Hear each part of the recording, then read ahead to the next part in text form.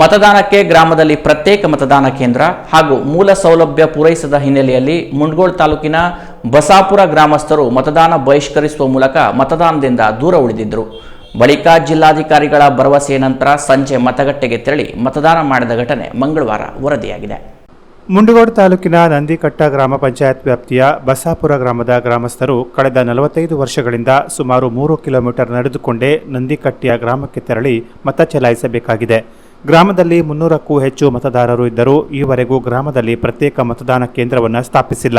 ಹಲವಾರು ವರ್ಷಗಳಿಂದ ಬಸಾಪುರ ಗ್ರಾಮವನ್ನು ಪ್ರತ್ಯೇಕ ವಾರ್ಡ್ ವಿಂಗಡಣೆ, ಕಂದಾಯ ಗ್ರಾಮವನ್ನಾಗಿಸುವುದು ಹಾಗೂ ಗ್ರಾಮದಲ್ಲಿ ಪ್ರತ್ಯೇಕ ಮತದಾರರ ಕೇಂದ್ರ ಸ್ಥಾಪಿಸುವಂತೆ ಮನವಿ ಸಲ್ಲಿಸಿದರೂ ತಾಲೂಕಾ ಆಡಳಿತ ಮಾತ್ರ ಈವರೆಗೂ ಯಾವುದೇ ರೀತಿಯ ಸ್ಪಂದನೆ ನೀಡಿರುವುದಿಲ್ಲ. ಈ ಸಂಬಂಧ 2024ರ ಲೋಕಸಭಾ ಚುನಾವಣೆಯ ಮತದಾನದಿಂದ ಸ್ವಯಂ ಪ್ರೇರಿತವಾಗಿ ಗ್ರಾಮದ ಸಮಸ್ತ ಮತದಾರರು ಮತದಾನ ಮಾಡದೆ ಮತದಾನದಿಂದ ದೂರ ಉಳಿದಿದ್ದರು. ಮತದಾನ ಬಹಿಷ್ಕಾರದ ವಿಷಯ ತಿಳಿದು ಗ್ರಾಮಕ್ಕೆ ತಹಶೀಲ್ದಾರ್ ಶಂಕರಗೌಡಿ ಭೇಟಿ ನೀಡಿ ಗ್ರಾಮಸ್ಥರ ಮನವೊಲಿಸಲು ಪ್ರಯತ್ನಿಸಿದರು.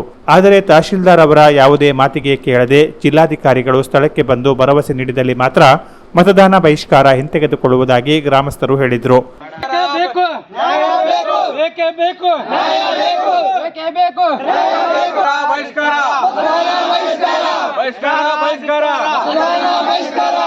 ಬೇಕೇ ಬೇಕು, ಬೇಕೇ ಬೇಕು, ಬೇಕೇ ಬೇಕು, ಬೇಕೇ ಬೇಕು, ಬೇಕೇ ಬೇಕು, ಬಹಿಷ್ಕಾರ, ಬಹಿಷ್ಕಾರ, ಬಹಿಷ್ಕಾರ, ಬಹಿಷ್ಕಾರ.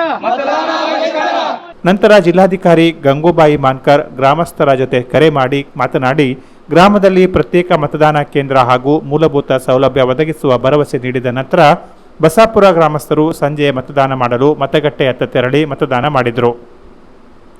Canara plus news, Karwar.